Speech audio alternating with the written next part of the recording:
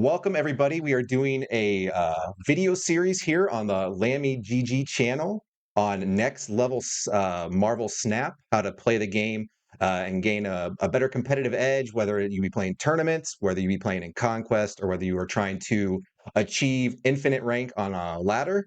We are here to help you get there. So you have here with me, I have Lamby, needs no introduction, probably one of the not even going to say one of. We should just say the best Snap player in the world, right? If I say anything else, I'm just lying.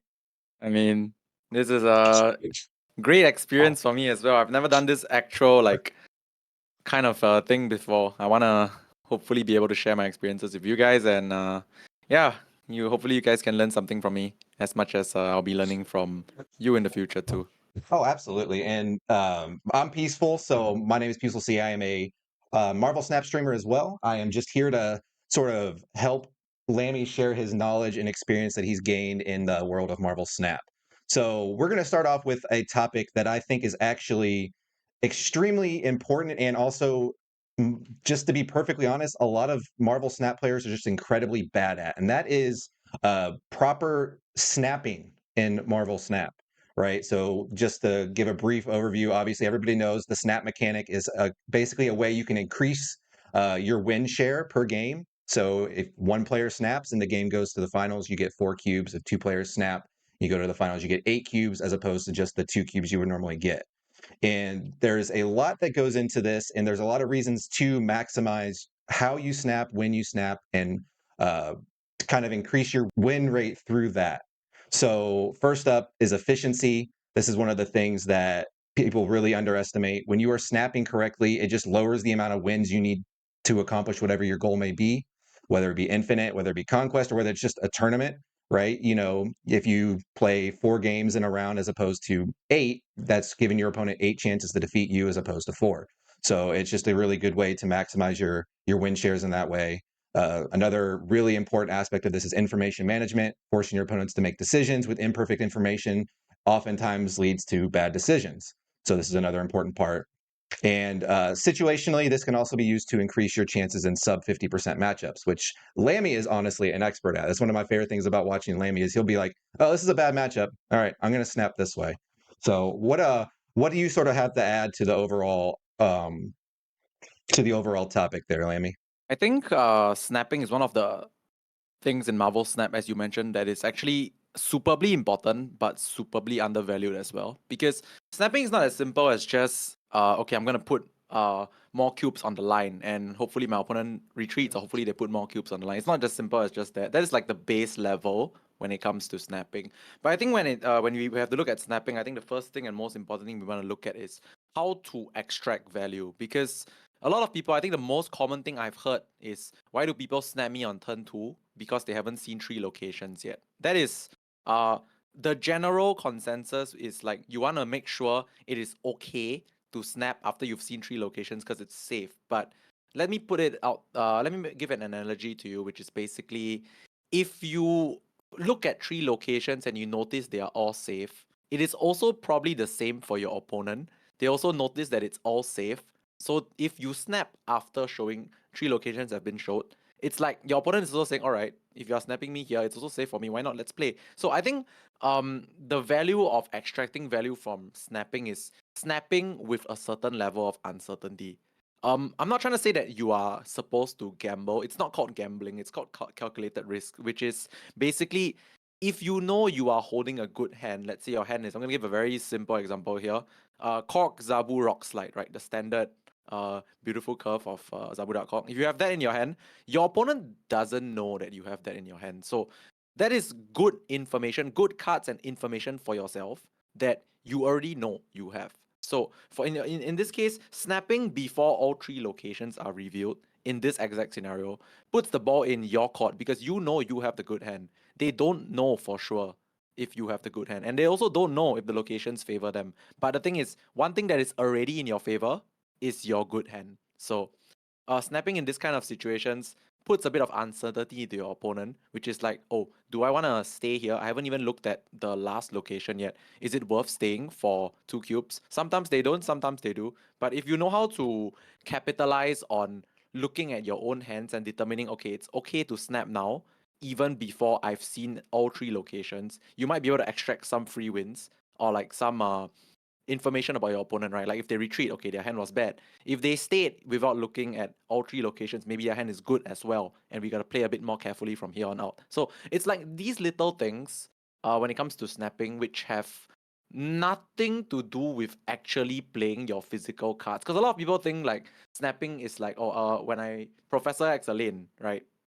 And there's nothing else in that lane, I snap them because I won that lane. But the thing is, if you've already won that lane, why would they ever stay after you snap?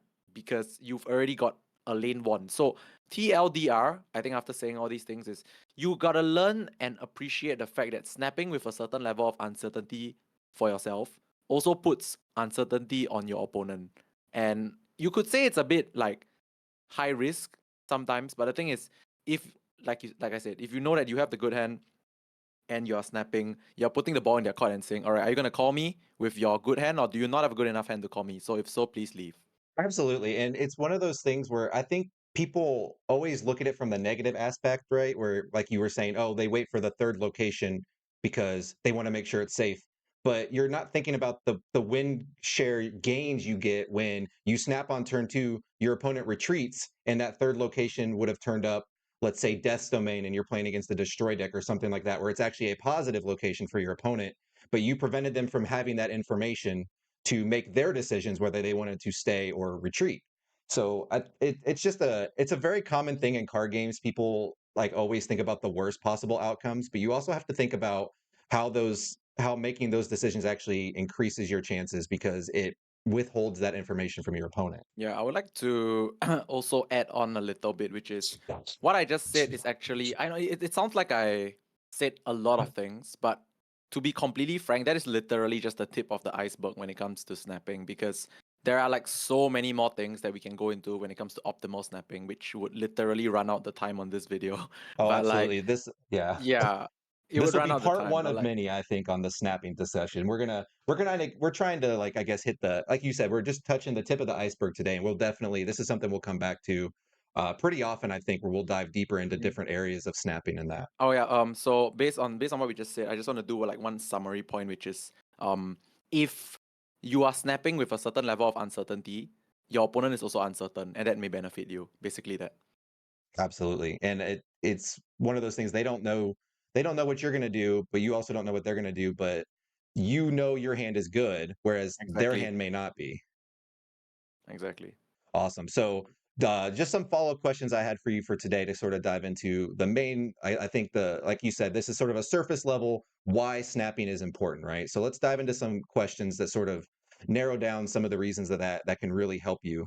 And one of the things I hear from a lot of people when I'm on Twitter or when I have people in chat, they're asking, well, how do you know what hands to snap? And I thought a useful thing for us to start with would be to say, when you are learning a new deck, what sort of methods do you use to determine what hands you think are worth snapping? Right. So I have this generic rule of thumb that I always use to when I'm learning a new deck, right? Like I know some of you guys probably know that I popularized the whole Silk Smooth deck, like in the last 2 weeks.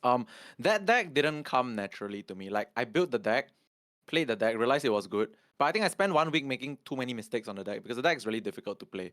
But what I used to effectively learn the deck is something that I used to learn every deck, which is identify what is the best thing that your deck does every turn, like at the core. So I'm gonna keep going back to this Zabu Dark Hawk example because it's the best deck out there to use this example and also the easiest deck to use this example on. So Zabu Dark Hawk, if you have Korg on 1, Zabu on 2, that's like effectively the best thing you can do on turn 1, best thing you can do on turn 2. So long story short, if you don't really know what to do and when to snap, or like how to determine which locations, what's a matchup good for you or not, just think of, if I got my best card on any given turn, consider snapping, because it's literally the best thing that you can do with your deck, right? If I have a Korg on 1, it's my only 1 drop. If I have a Zabu on 2, it's my best 2 drop, which lets me play a 4 drop on turn 3, which is the best thing I can do on turn 3 as well. So you get where this is going? This is basically Yeah. the train of thought that I have, which is, if I can consistently figure out what is the best thing I can do every turn, I should be able to snap more efficiently because it's literally the best thing I can do. So obviously there's a lot more like directions you can go for whereby you snap if your opponent's hand is bad, you snap if the locations are bad for your opponent, you snap if the locations are good for yourself. But that is like very in-depth and we can cover that another time. But the long story short, the basic is every time you're learning a new deck, identify at any point in time what is the best thing you can do. Like even in a Patriot deck, simple deck. Patriot on 3, best thing I can do, maybe snap. Blue Marble on 5, best thing I can do, maybe snap. It's very simple. Just go with this line of thought and you might branch out into more complex situations for yourself. But this basic line of thought will cover most like generic Marble Snap situations. So that's great advice. I think people too often wait till they're ahead and they're winning to snap. And I think just taking that little piece of advice you gave there, snapping when your deck is doing what it's supposed to do, and just moving from there, I think would increase a lot of people's cube rate, win For sure. shares, and all that. Absolutely. So next question for you. This is one that I thought I'm super interested to hear your answer. How highly do you value snapping as early as possible and early on in conquest or in tournaments to conceal information from your opponent?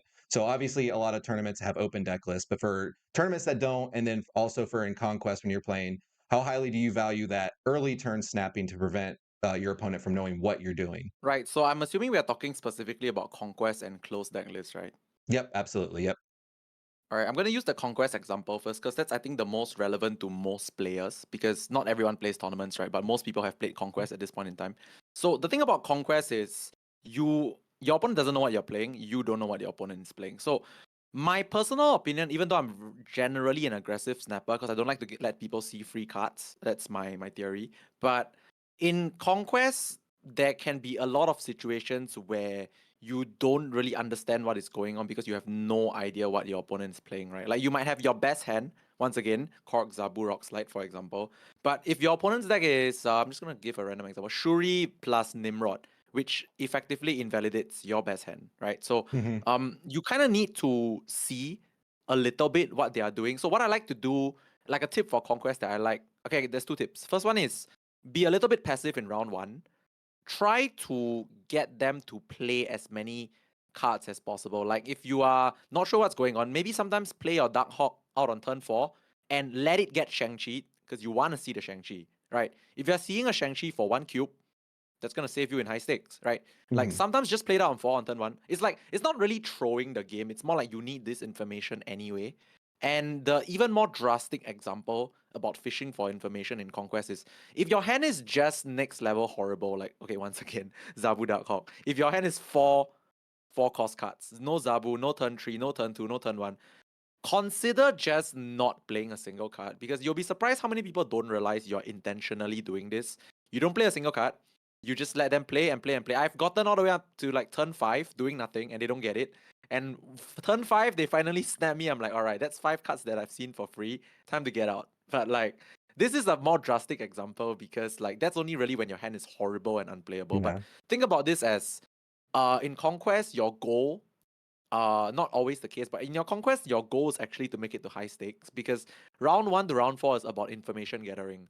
Once Hmm. in a while, you take a very huge 8 cube gamba in like round 3 or 4 sometimes, but like most of the time, your wins are in the high stakes where you've finally figured out everything you need to figure out, and there are more cubes on the line now, and then you take more chances there. So, general conquest strategy, close deck list strategy is you could be a little bit passive first, try and feel your opponent out.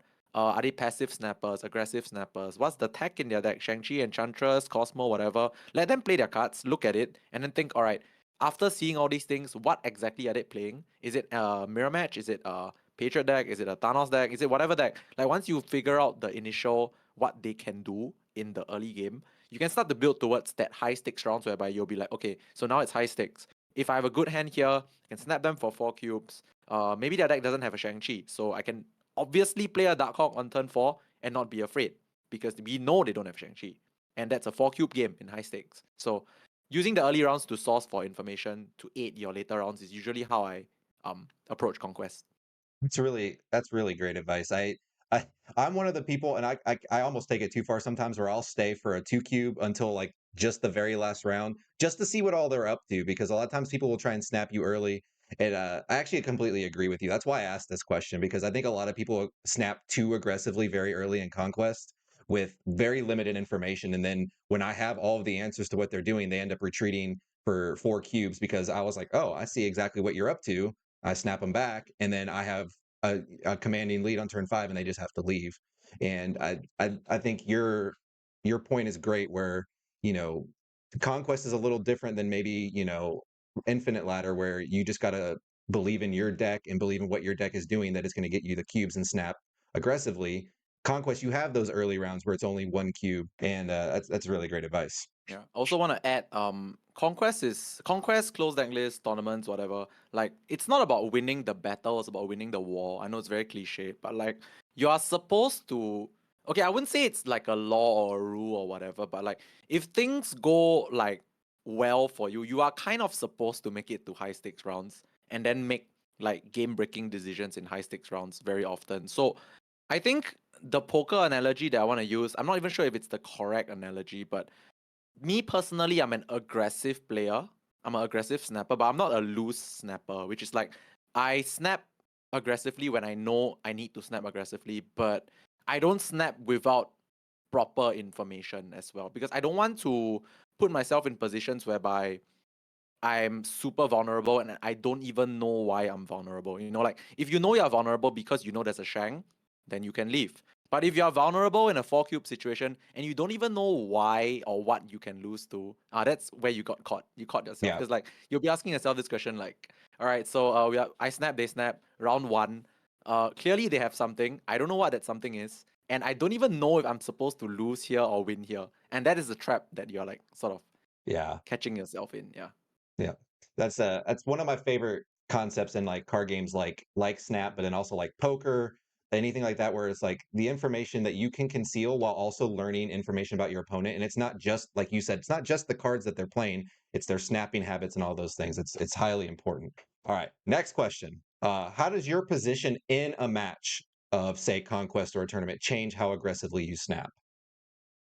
By So position, I mean, I'm assuming you mean like my cubes and stuff like that, yeah. the So like matchup. how does your snapping change when you're ahead 4 cubes, when you're behind 4 cubes, that sort of thing?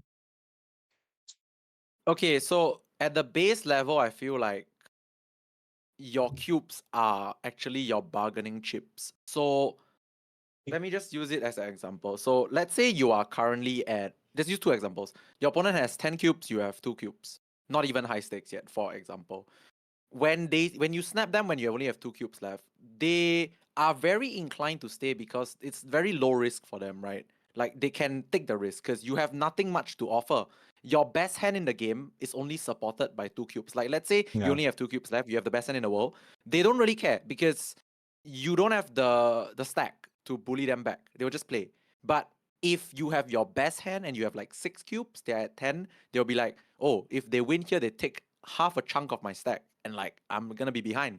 And if it's their best hand, I'm probably gonna lose, which is more likely for them to retreat. So I feel like snapping in Marvel Snap is a lot about using that actual physical image of how many cubes you have left to sort of semi-bully people. Because once again, if you have nothing left, they don't need to fear. Because even if you have the Stone Cold Nuts, it's only gonna lose them too. They're gonna do Yeah. it. They're gonna play. But like I said, if you have about like 70% of your health left, 7 health, and they know that if they lose this to your best hand, which is very likely to happen, they drop all the way down, they'll be more likely to retreat. So I feel like when it comes to snapping, I tend to be aggressive when I snap, but there's also this threshold whereby you need to notice whereby, all right, so let's say I be an aggressor, I lost 2 cubes, I had to retreat, 8 to 10. I try again, 2 cubes, 6 to 10. At this point, you need to start thinking really hard, which is like, all right, if I drop to like 4 cubes before high stake, they just really don't respect my snaps anymore because there's so little cubes there on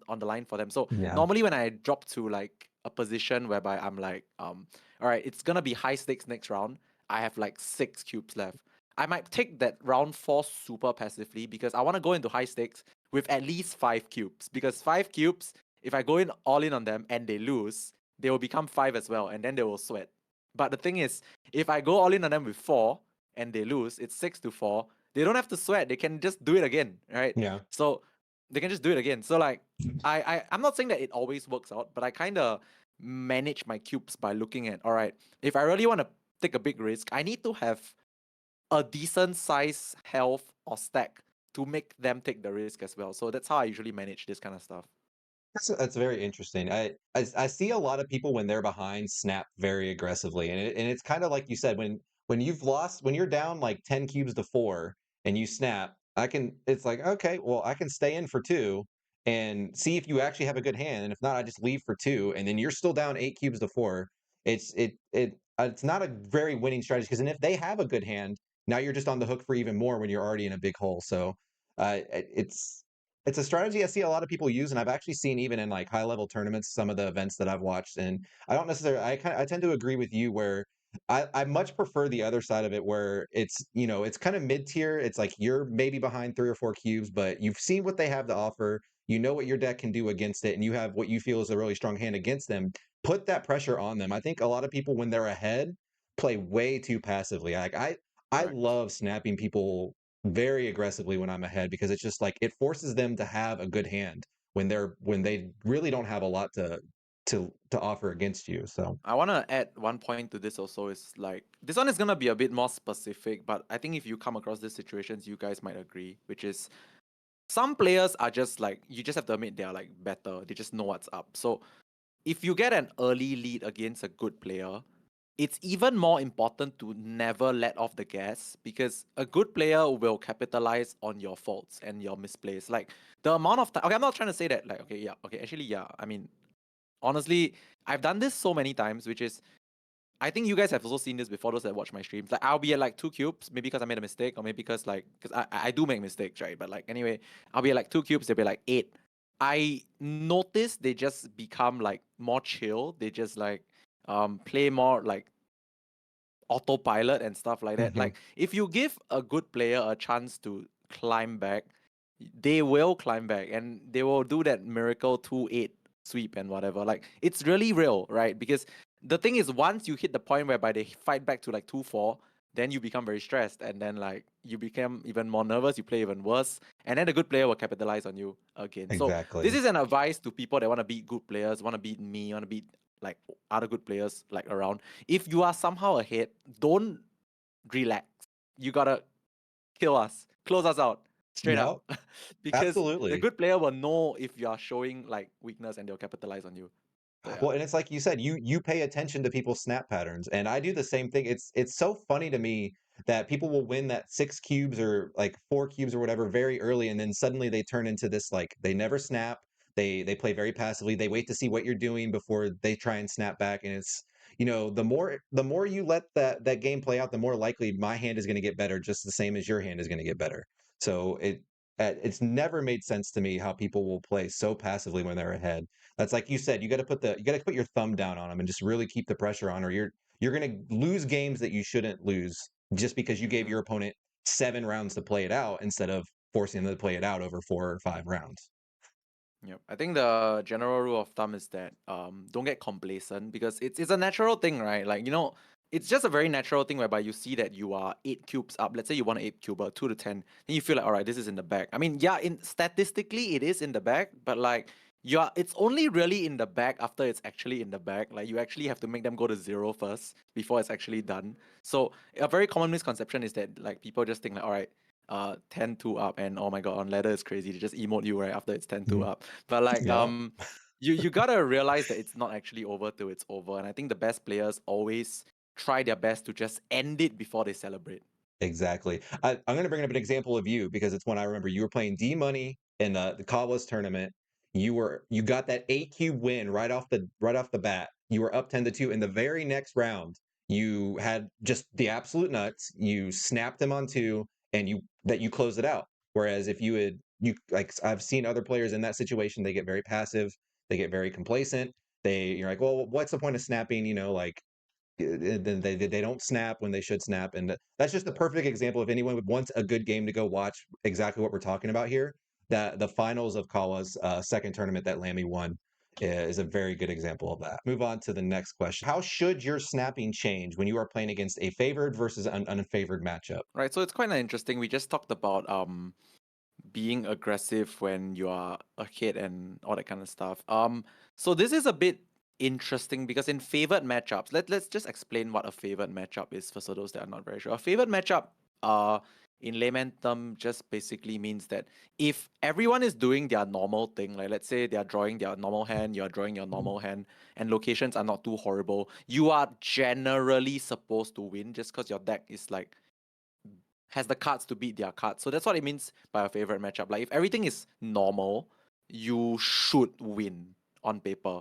And on the flip side, an unfavored matchup is if everyone does their normal thing, you should lose. That's basically an unfavored matchup. So it's very simple, right? Generally, favored matchups, you should win if nothing goes wrong. Unfavored matchups, you should lose if nothing goes wrong. So when it comes to favored matchups, I tend to, it's not that I don't snap, but I tend to wait for my actual game winner cards. Like let's say I'm gonna talk about a very simple example, like ramp Sandman versus Bounce, for example.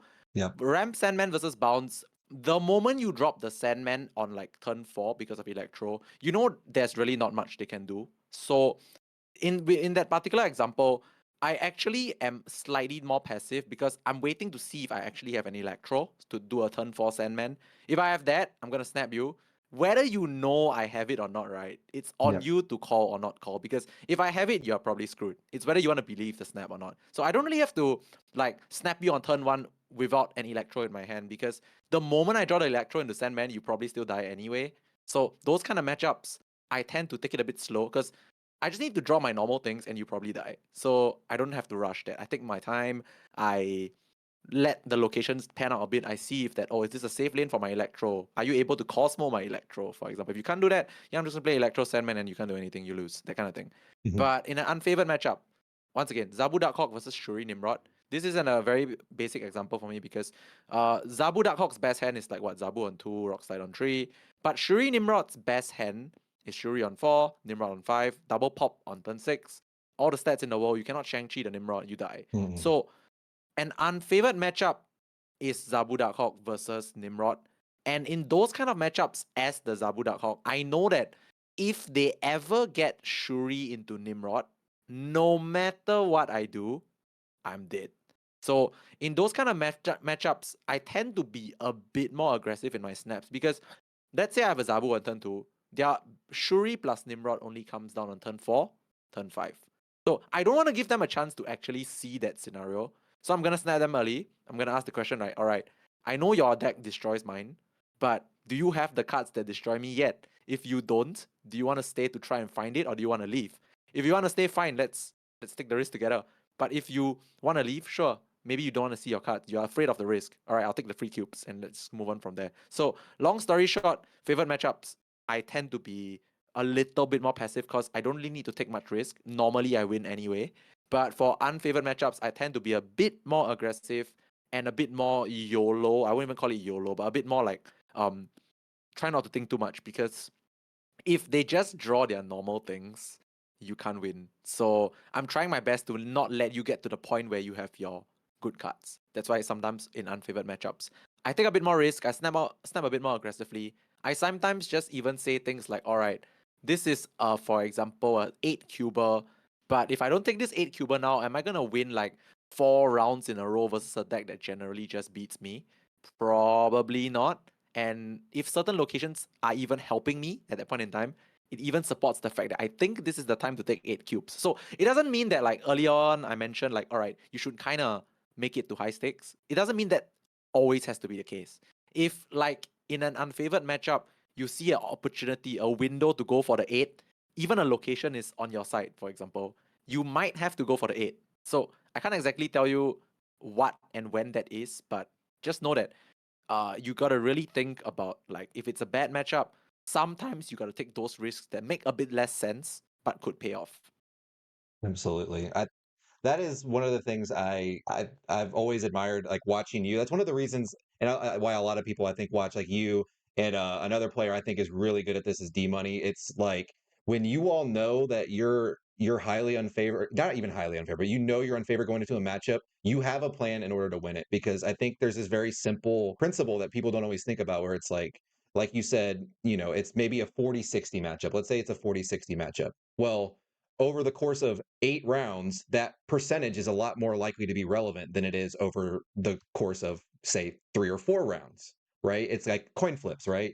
You flip 3 coins, you're more likely to get, two heads, one tails. But if you go to 10, it's more likely to even out to that 50-50. And it's the same principle here. If you know you're like a dog in a matchup, you gotta go for the throw, especially if you think you have an opportunity, a window where their draw doesn't look like it's necessarily as good as it needs to be. All right. Last question. How important is it to snap at the end of the turn timer to limit your opponent's option? This is honestly a question I'm just putting in here because I've had people in Twitch chat come in and tell me that I'm like that it's BM, that it's, this or that, to wait towards the end of the turn timer in order to snap. Whereas I honestly, in a tournament setting, I always do because I think it's just correct to limit your opponent in that way. What are your personal thoughts on that situation? Right. So this one is interesting and also something that I feel like I need to address because my Twitch chat also like especially the new viewers, sometimes they don't really understand why I do these kind of things, even in like just like random Go Conquest matches or whatever. But it's quite helpful and it's actually quite important, which is so the thing about the rope, we call it the rope because of Hearthstone. That's how Yep. this whole rope thing comes Oh about. It's yeah, actually not really a rope, it's just a timer. Yeah, we say rope, but it's really just a timer. But okay, so the timer is very interesting in Marvel Snap, which is the moment you end your turn and your opponent snaps you. It's very weird, but apparently it's like what? You have 4 seconds or yeah, something to decide whether you want to stay, whether you want to leave, whether you want to snap back, stuff like that. So I feel like, okay, look, as much as I'm really good at this game, I don't think I'm superhuman. I don't think I can make the most informed decisions about anything in 4 seconds, you know? So yep, why I rope out very often I rope all the way to the end in tournaments is two things. First is I feel like that time that you have on your turn is free time. It's like free, it's just free. Like you can use that time to think about anything, drink water, look at the board, or like just breathe. You can do anything without hitting the end turn button. And the only person rushing you is yourself, right? Like no one yep, is really saying that you must end turn the moment you decide your play in 5 seconds. No, I can know my play in like 2 seconds and just wait and look at the board. It's free information. So what I like to tell some of the students that I coach as well is like, you can know the play. Everybody can know the play, but who is the one that benefits from the free time? You look at the board, you think, all right, so I make this play. If they snap me, do I stay? Do I snap back? If they snap, what is the meaning of the snap? If I play this card in this location, what's likely going to happen next turn? You know, all these questions that I'm asking you right now is questions that you should be asking yourself. And the only time you have to answer these questions is before you press end turn. Because yep. after you press end turn and a snap comes in, how are you going to ask yourself all these questions in 4 seconds plus consider whether to leave, stay, or snap back? You cannot. It's not humanly possible. So I think roping in tournaments is that. And also another thing is you kind of okay, this one is not so important, but it's also important, which is like you kind of get on your opponent's nerves a little bit, which is like if your opponent is the kind that just likes to rush through and like go very quickly and just like get through their game as soon as possible, right? Taking your time gets them into your flow, not you into their flow. If they get into your flow, they tend to, I don't know, what I've noticed is that they tend to, it's either they play a bit worse or they tend to rush even more and then they make mistakes because they just want to quickly get this over with, but you're not giving them the chance to, you're not giving them the time. And like, it's not your fault because you're allowed to use the timer. It's not wrong. Exactly. Yeah. So that is the second less important reason, but TLDR, the timer is there for you to think and you'll be amazed at the amount of things you can realize if you just don't hit end turn. Yeah, oh, absolutely. And one of the things that's so funny to me, and the reason I personally always snap at the end of the turn is because a lot of people don't do that. So you just get free equity where sometimes people panic. You wait till the very end of your turn, you know you're gonna snap the whole time, but then you snap, you end turn, they have like what is it? I think we said 5 seconds, maybe. Like it's like Maybe, 3 or I don't 4 know, seconds. maybe. Yeah, it's not very long, and you have to make a decision, or the game is going to move forward and go through the turn, and you are locked in. So I've had so many people panic retreat because they just didn't have time to think it through. They had already. The other thing I really appreciate about this is for people who play like that, they've already locked in their play. So I Mm-hmm. will like a lot of times when my opponent snaps, I'm like, they're snapping. What does that mean? And that might mean it doesn't necessarily, but that might mean there's a different line I want to take because I've come to a conclusion of what they're doing. Whereas if you're like you said, not using your whole turn, you don't have that opportunity. You've already locked in your play. You're screwed. Like you have to decide based on what play you already made whether you're going to stay in for that snap. So I think this is something that people just need to get used to that. Like you said, at least in tournaments, like that's what the turn timer's for. You take your time. There's oh god, do you remember what's the Hearthstone player that people still meme on for always taking their entire turn in tournaments? Was it Life Life coach. Coach? Yeah. Life You coach. got to pull the He Life played Coach, Snap man. as well for a Does bit. he? Yeah, he played Snap for a bit. For a little bit, yeah, but he doesn't play anymore. But Oh, yeah, that's fair. I want to throw in one more nugget of wisdom that I realized I talk a lot recently. I talk a lot about it recently on stream, but I've never said it in any video before. So this will be the first time, which Ooh. is, yeah, it's interesting and it's very real, which is so with regards to snapping, right? Some people, when they snap you, you start to notice this thing whereby, you, let's say they snap you, and you'll be like, okay, they snap me. All right, I shall stay. You take about maybe 10 seconds to think. You end your turn. Then you realize they actually have not ended their turn yet. So these kind of people, right, are what I call impulsive snappers, which is they look at their hand, they drew their Zabu on turn 2. All right, Zabu, snap. But the thing is, they haven't even thought of where they're going to play the Zabu, they haven't thought of where they're gonna play the Zabu or what they're gonna do after playing the Zabu. They just look at their hand instinctively and they know that it's like good. So these kind of snappers, I call them impulsive snappers because they know their hand is good, but they haven't thought of the play yet. So if you know and you see them make this kind of like plays, right, snap and then think, you can instinctively tell that okay, they've got a good hand, but they don't actually know what to do with the good hand yet. It's a thing that I use very often to retreat safely. Because usually Yeah. these kind of players, like let's say they draw, right? Their hand is like one look, rock slide Zabu Cork. They haven't even thought of what they want to do yet. They just snap without thinking of what they want to do yet. So if you look at this kind of players, you know that their hand is good, but they actually haven't decided what they want to do yet. So you're just like, oh, okay. They probably have a good hand. That's why they snap so impulsively. I guess I should leave. It's a little thing. Yeah. It sometimes works.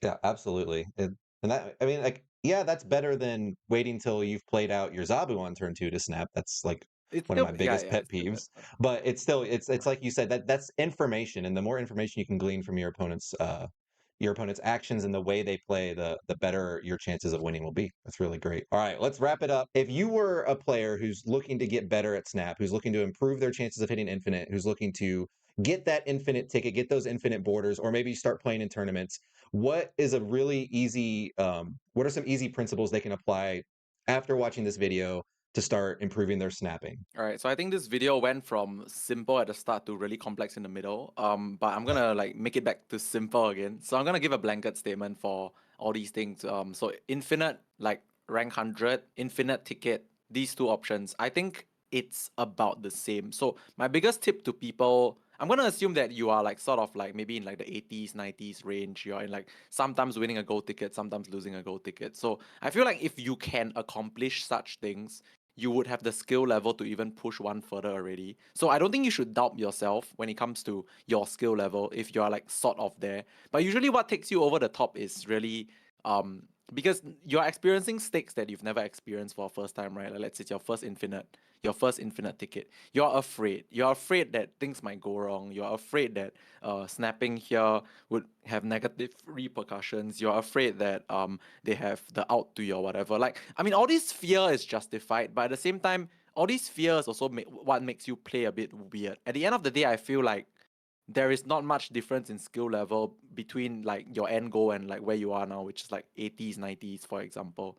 So I think the biggest advice I can give to players struggling a little bit at this range is you need to realize that it's nothing different from what you've been doing before. Like no matter what the end goal is, if you are sort of there already, there is no difference. Just play the same game. Keep telling yourself that it's just another game of Marvel Snap. There is no difference. It is effectively the same thing, just that the numbers are like a little bit different. Like it's not rank 90, it's rank 95, rank 93. But it's like the same, right? It's not like being at 90 and being at 98, your opponent is just suddenly a world champion. It is not the case. It's the No. same. So Yeah. the only thing stopping you is your fear that it will be different. It is not different. It's the same. This is gonna sound so philosophical, but like it's really the truth. Like I can't actually give you any technical advice because there isn't any technical advice. It's the same. Where if you are like in the 80s range, 90s range, it's the same as hitting 100 in Infinite. You just gotta play the same, take the same risk, Retreat when it's appropriate to retreat. Don't rush. One thing, don't rush. If you're like at 99, I've seen so many people tweet like they're at 99, then they tilt, then they go back to 93 or that kind of thing. Like it's because they rush, right? You don't play any different. You play the same. If your opponent is snapping you, you probably have a good hand, you leave. If you have a good hand, you snap them and then you play it out. Like it's the same theories. Don't change anything because you are already there. It's just that your mindset needs to be strong, the same. Yep. That's all. You just need to improve. That's great advice. Great advice. All right. Well, I think that's going to wrap it up for today. I hope this has helped the people watching learn a little bit about, improving their ability to snap, to increase their win shares with proper snapping. And Lammy, thank you so much for joining me. I am excited to continue doing this. If there are topics that you all want to see, make sure you are letting us know in the comments. If this is content you enjoy, make sure you're hitting that like button. And please, if this is something you want to see more of, make sure you are subscribed so you can find these videos. They're going to be going up weekly, and you can support that content that Lamby is going to be putting out because he has a lot of information, a lot of wisdom to share. Thank you so much for having me today. Absolutely, man. It's been a blast. Thank you so much. I'll see you next week, I guess. See you guys.